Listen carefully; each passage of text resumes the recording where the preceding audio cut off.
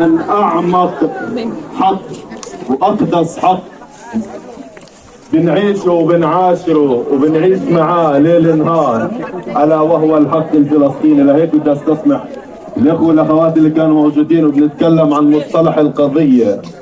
ما اسمهاش القضية الفلسطينية، اسمها الحق الفلسطيني، لأنه القضية بنروح لمحكمة وبنجيب محامي، ممكن أكسب وممكن أخسر، بس فلسطين ما هياش للخسران، فلسطين حق. لهيك خلينا مع بعض نوثق أول مهمة لنا اليوم، نتعلم إنه اسمها الحق الفلسطيني مش القضية الفلسطيني، لأنه جدودنا وإحنا والأيام الجاية رح تحملنا لأنه نسترجع أرضنا، فهي حق لنا ولإلكم فيها حق. لهيك خلينا نثبت مصطلح الحق الفلسطيني. أنا بديش أطول عليكم، أنا اسمي إبراهيم من فلسطين وتحديدا من قطاع غزة، ونفوت زوم من مخيم جباليا للاجئين اللي ودعنا قبل أيام قرابة 900 شهيد من مخيم جباليا. كنت بتكلم مع أحد الأصدقاء والزملاء وبينه وبينه عشرة، بقول أنا صعب أتكلم عن فلسطين وأكسر هالفرحة اللي موجودة في عيونكم والبهجة الموجودة في أرواحكم، لأنه انجبلنا وصرنا عارفين إنه فلسطين وجع، وأنا متأكد إنه حاضرة بذهانكم وفي عقولكم وفي أيامكم. لهيك في ناس كتير كلموني الأيام الماضية، اللي في المعهد واللي في المؤسسة واللي في الجمعية، وكل بده يحكي عن فلسطين. فأنا شايف فلسطين في عيونكم وشايفها في أفعالكم. بس اليوم عندي رسالتين أو ثلاثة، رسالتين من الناس ورسالة مني. الرسالة الأولى، كل واحد فينا بيحلم. أنا جيت على الدنيا ومن أنا عمري 7 سنين رباني سيدي، جدي رباني مش أمي وأبوي، فربيت تحت شجرة الزيتون والتين، بتسموه قرموس، وكنت بلعب تحت الشجرات، وحبيت البلد لأنه سيدي كان يحكيني عن البلاد كيف تهجر منها، وشبيت شوي وصرت أتعلم في المناهج عن فلسطين، وأول مرة راح أحكيها وصرت صف التاسع الابتدائي وأنا بعرفش إنه أنا عايش على فلسطين أساسا، من كتر ما بسمع عنها بقول وينها. بس لكبرت عرفت وصرت أربي اللي حوالي وأعلم اللي حوالي مين هي فلسطين. فلسطين وجع كبير، ويفترض إنه كل واحد فينا عنده حلم، وأنا حلمت وأنا صغير أفوت لفلسطين وما كنتش عارف حالي إني بفلسطين. بس لما وعينا شوي صارت أحلامنا مختلفة، صرنا نفكر بفلسطين بطريقة ثانية. إيش بدنا نعمل لفلسطين عشان نعيشها، مش نعيش فيها، نعيش معاها، كيف تصير جزء أصيل من وقتنا، من أنفاسنا، من أحلامنا، من أيامنا الجاية. لهيك بدي أعرض فيلم صغير نستشعر فقط تفاصيله، ومن بعد أنا وياكم في كلمتين صغار نلخص شو اللي كان معانا. فيلمنا شارك فيه 150 فنان ومبدع على مستوى العالم، بين وطن عربي ووطن إسلامي ومجتمع غربي، عشان يوصلوا للأجيال الموجودة إنه في رسالة قيمة قام عليها الكيان، وقال بكرة الكبار بموتوا والصغار بينسوا، بس انتم التوانسة هيكم بعيدين بالجغرافيا، بس فلسطين حاضرة في قلوبكم. نسيتوا؟ مش سامع؟ نسيتوا فلسطين؟ لا والله ماني سامع. لا. سؤال المرة الأخيرة، نسيتوا فلسطين؟ لا. شكرا كثير، أنا متأكد إنه لا، بس حبيت هيك أسمع منكم، لأنه ساعات بنحب نسمع. لما أسأل صديقي أو زميلي بتحبني؟ بحبها. أنا محتاج أسمع، بس محتاج أسمع منكم إنكم ما نسيتوش فلسطين، وأنا متأكد من هيك. خلينا نحضر الفيلم سوا ومن بعد أرجع لكم.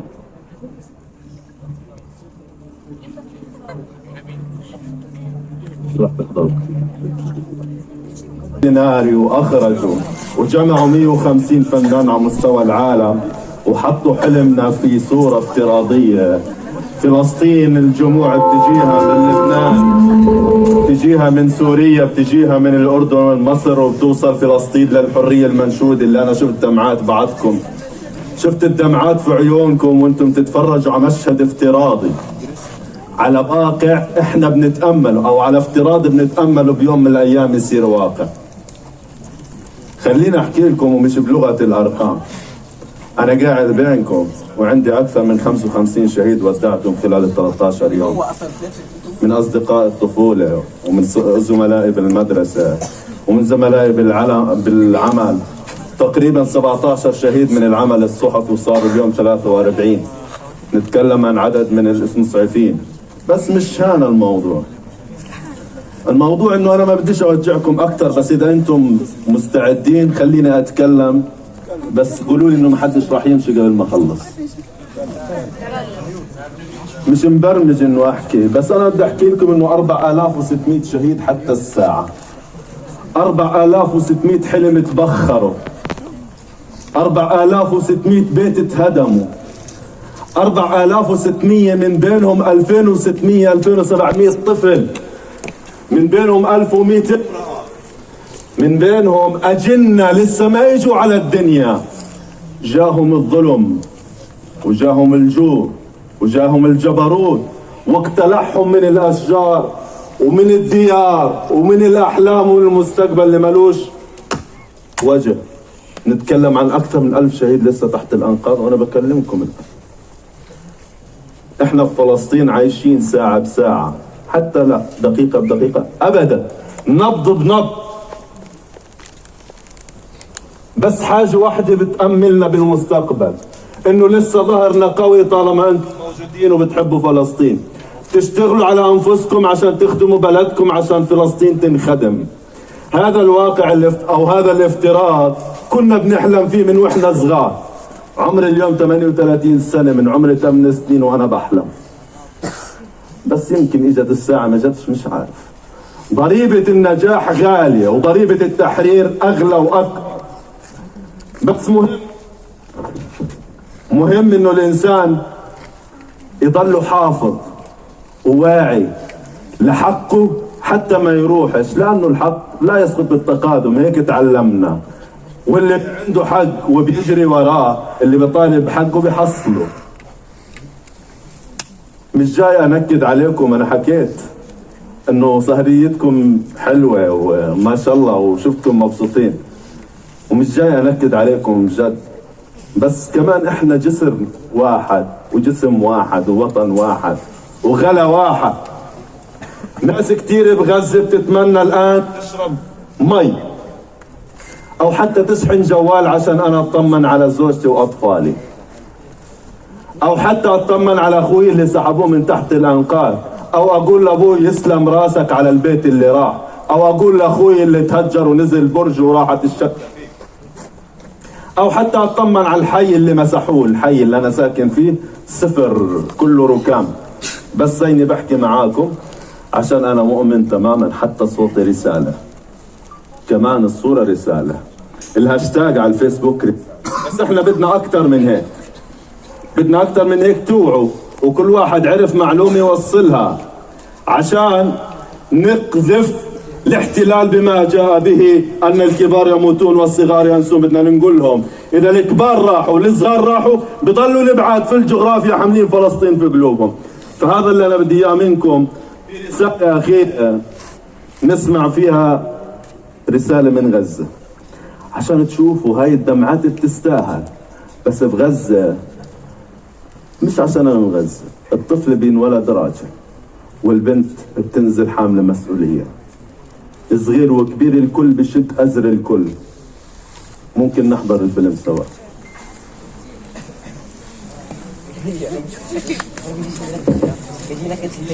لحظة، خليني أذكركم بس بالفيلم الأول، سقطت، موجود على اليوتيوب، وأنا بنصحكم كلكم احضروه، شيروه، لأنه تم إنتاجه وكلف، والناس مش محتاجة فلوس بدل إنتاج، بس بدهم الناس توعى حقنا وقضيتنا، والعالم بتكالب علينا. فأنتم شيروا الفيلم. خلينا نحضر مع بعض هالفيديو وارجع لكم في دقيقتين تعقيب.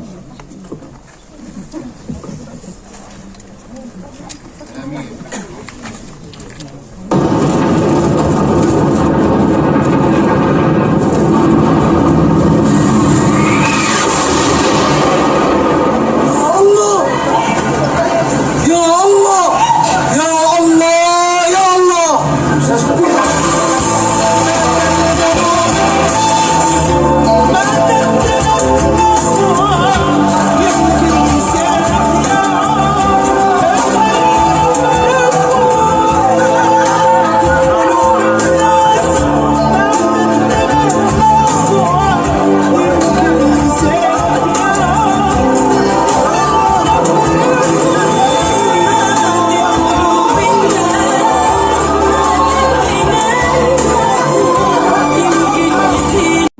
مليون و200 ألف في غزة كل يوم، كل ثانية بثانيتها بيعيشوا هذا المشهد، بيعيشوا هذا الإحساس. بس في فارق شوي، إنه 2008 أنا وسست مجموعة من الأصدقاء وأنا اللي قفلت عليهم، قلت خلص هاي آخر الأحزان. إجت 2014 برضو وسست أصدقاء لإلي القبر وقلت خلص انتهت الحكاية، خلص راح يعم السلام. إجت 2021 وغادرت غزة بعد ما وسست كمان مجموعة من الأصدقاء. بس اليوم هاي الحرب شغالة للأسف، ما جرتش العادة زي كل مرة أوسد أصدقائي اللي رحل. هو في مشكلة عندي أنا، نشوف بس إيش بيحكي الطفل، ممكن ناخذ منه. الطفل بواسي أبوه بقول له تزعلش يابا أنا بخير، شد حالك. طفل بواسي أبوه بقول له أنا بخير تزعلش، شد حالك، تقلقش، لسه في نفس وراح أعيش. هذا طفل بتجاوز عمره.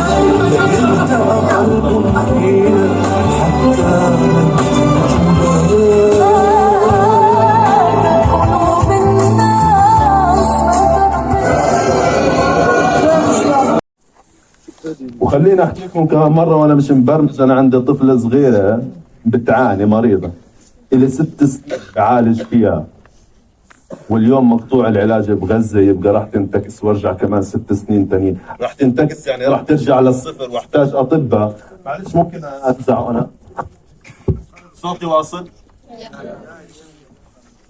طفلتي 6 سنين وانا بعالج فيها، واليوم الحصار 14 يوم ما فيش علاج بغزة، واذا تاخر عليه 5 ايام راح ارجع لبرنامج 14 شهر تانيين لتاخذ علاج عشان ترجع لنقطة الصفر. هذه غزة اللي بتعيش. وانا بحكي عن حالي، بحكيش عن مرضى الكلى ولا عن مرضى الكبد ولا بحكي عن مرضى السرطان اللي هم فيهم 11,000 ومن بينهم 9,000 طفل بموتوا على أسرة المستشفيات قبل الحرب. كان يفترض اسال فلسطين، بس انا قاعد بفش غله من 14 يوم ما حكيتش مع حدا في تونس عن فلسطين ولا عن الوجع اللي انا فيه. بودع اخوه بعيطش عليه لانه هو ربي في غزه وربي في فلسطين، انه اللي راحل على الجنه. تعرفوا ليش؟ عشان اهله سبقوه، مش زعلان لانه اخوه رايح لامه وابوه، هو حزنان على روحه عشان هيك بقول له تشاهد. هذا حالنا في غزة. بس في كمان حكاية صغيرة.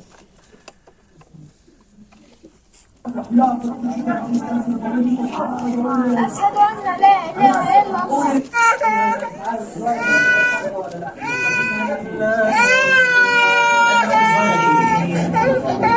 الرحمن الرحيم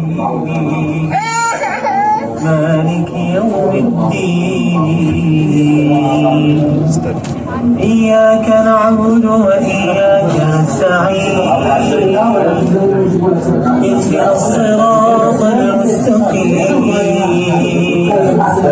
صراط الذين أنعمت عليهم. 58 أسرة، 58 يعني بواقع 480 إنسان انمسحوا من السجل المدني، ما لهمش أسماء. خلص هذه الشجرة انقطعت، مالوش نسل. نتكلم عن احتلال خلفه كل القوى الظالمة، واحنا 2 مليون إلنا 17 سنة محاصرين. بديش افوت معاكم بالسياسة، بحكي لكم الناس هاي لو جبنا الصخر وحطيناه على ظهورهم راح يتكسر، لانه اساسا مولودين بالوجع. كمان مرة للمرة المليون، انا اسف، انا بديش انكد عليكم واضيع ابتساماتكم، بس برضو مع الابتسامة اتذكر انه في ناس محتاجة تبتسم، بس مطلوب منك تحفظ حقها بصورة وبكلمة. إذا أنت فنان ارسم لفلسطين، إذا صوتك حلو غني لفلسطين، إذا بتكتب شعر اكتب لفلسطين، إذا بتعرف تعمل أي شيء اربطه بفلسطين. أستاذ رياضيات علم طول العام في تونس، العام الماضي كل الحسابات الرياضية كانت عنده في تونس، في الامتحانات كانت كلها عن فلسطين. أنتم التوانسة لكم حق بفلسطين، ارجعوا للقدس وحارة المغاربة اللي هي تونس والمغرب والجزائر، إلكم حق، فمطلوب منكم تطالبوا بحقكم، بس إياكم والصمت، لأنه يوم ما تصمتوا عن حب فلسطين، عن نصرة فلسطين، فأنا آسف منكم، راح تكونوا خذلتوا هذا الإنسان، خذلتوا هاي الطفل اللي ودعت أهلها عشان حق العالم العربي والعالم الإسلامي. راح أختم معاكم آخر رسالة، مش من طفل ولا من شاب، من حدا كبير مسعف، راح على منطقة ليسعف الناس، لقى إخوانه صحفي إجا خبر عشان يحرروا لينشروا على موقع إلكتروني، لقاهم أهله اللي بالأسماء، مصور إجت الصور عشان يمنتجها، لقى الفيديوهات لأهله. هذا اللي احنا بنعيشه. احفظوا هاي الصور، احفظوا، لاني متاكد ان لما تيجي ساعه حدا فيكم ينصر فلسطين وباخر الدنيا. الناس بتتعامل معنا بالزيف، واحتلال قام على باطل وكذب، بس احنا اصحاب الحق ومنصورين فيكم انتم اذا حفظتونا وحفظتوا علينا حقنا. بس نسمع الرساله الاخيره من طبيبه عاشت الحالة، وأذكركم أنه كانت مجزرتين خلال أقل من 72 ساعة. مستشفى المعمداني 474 طفل وامرأة قصفوا في صاروخ واحد، وضربوا الكنيسة أمس، وراحوا بينهم الشهداء من المسلمين اللي أولى الكنيسة، وراح من بينهم كمان المسيحيين اللي بتعبدوا في دار العبادة اللي هي الكنيسة. هذا احنا بكل بساطة. بختم معكم في الرسالة الأخيرة. الأطفال صغار، هيك ما ينفعش الكلام، والله ما بينفع يا ربي الكلام هذا اللي بنعمل، مش هيك، مش لهالدرجة، صغار هدول ميتين، ماتوا صغار، مش ملاحقين احنا، مش ملاحقين حالنا، يشوفونا يطلعوا لنا، يا أخي احنا دمنا زي الدم التانيين، حرام عليهم، حرام عليهم، حرام عليهم، حسبي الله ونعم الوكيل فيهم، ما احناش عارفين وين نحط الصغار، ما احناش عارفين وين نحط الكبار، النسوان تعرم، الشباب راحوا، الشيوخ راحوا، حرام عليهم، يا عالم يا عالم يا عالم يا هو. هاي الصرخة الأخيرة من الفتيارة. بيسألوا رجل الإنقاذ 14 يوم لحد الآن بحاولوا طول الناس من تحت، قالوا له إيش بدك؟ تعرف إيش طلب؟ اللي بيعرف إيش طلب الآن له مني أنا إبراهيم حاجة غالية علي وإلى عمرها فوق 100 سنة، حملها معي من فلسطين.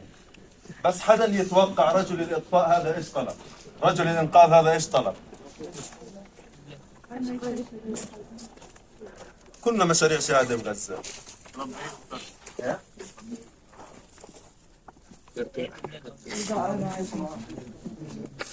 كنا أماننا نحرر فلسطين زي العالم الافتراضي اللي شفناه بالأول. شوي بعيد علينا هاي أماكن يدفنوا فيها الشهداء، الأمان. ما أماكن يدفنوا فيها الشهداء صارت مقابر جماعية. أنا بدي أحكي لكم باختصار. عارفين إيش طلب اليوم؟ قال بدناش مي، بدناش كهرباء، بدناش أكل، بدناش إشي، بدنا بس أكفان، لأنه خلصت الناس. لهيك تخلوش أحلامنا إحنا كفلسطينيين تفوت للأكفان إذا نسيتوا فلسطين. تذكروا إنه هاي الصورة مطالبين وإلكم حق بفلسطين، وتذكروا الإشي الثاني، يوم ما تنسى فلسطين يبقى أحلامي أنا كفلسطيني أنتم كفنتوها. راح يجي يوم تكفلوا أحلامنا؟ لا. مش سامع. راح يجي يوم؟ لا. أنا آسف كمان مرة للمرة التريليون، لكن هذا جزء لا يتجزأ من الواقع اللي قاعدين بيعيشوه بغزة. أكثر من 74,000 بناية سكنية، مش شقة، بناية. والبنايات مش زي عندكم أبراج، إحنا عندنا كل بناية فيها 70 فيها 60 فيها 40 راحوا بخروا ماتوا أحلام الناس اللي فيها. ليك يا جماعة الخير فلسطين باقية طالما كانت محمولة في عقول وأفئدة الناس، وكونوا أنتم من اللي حاملينها، وبيوم من الأيام انصروها كل واحد بطريقته، الأستاذ في مكانه والكشف في مكانه والفنان في مكانه، كل واحد في مكانه. انصروا فلسطين بطريقتكم. مش طالع بإيدي الآن أنصر حق الفلسطيني إلا إني أخاطب قلوبكم وعقولكم. أتمنى أكون وصلت رسالة أهل غزة في الوقت اللي أحزنت فيه القلوب وأدمعت فيه العيون، وإن شاء الله نكون إحنا وياكم من الناس اللي راح تفوت إما من مصر أو من الأردن أو من لبنان أو سوريا، نرفع الأعلام زي الفيديو الافتراضي الأول. كان مرة سامحوني لأنه أنا كنت سبب في الأحزان اللي شايفها على وجوهي. فلسطيني فلسطيني دمك دمك دينك ديني. فلسطيني فلسطيني دمك دمك ديني ديني. فلسطيني فلسطيني دمك دمي دينك ديني. فلسطيني فلسطيني دمك دمك دينك ديني. القضية